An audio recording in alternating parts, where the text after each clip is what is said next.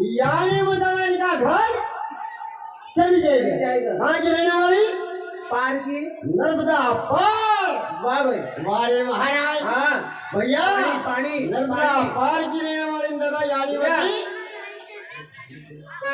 अच्छा भैया अरे डोकरी पानी खाली कर।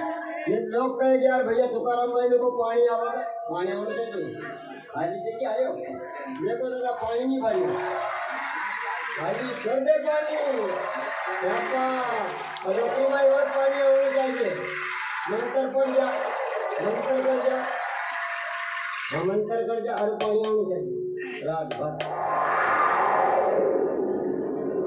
महाराज महाराज ये कर देगा कि दादा अरे मारो रेणु अरे मका क्यों मारो पारो को ढालो अरे मका क्यों मारो पारो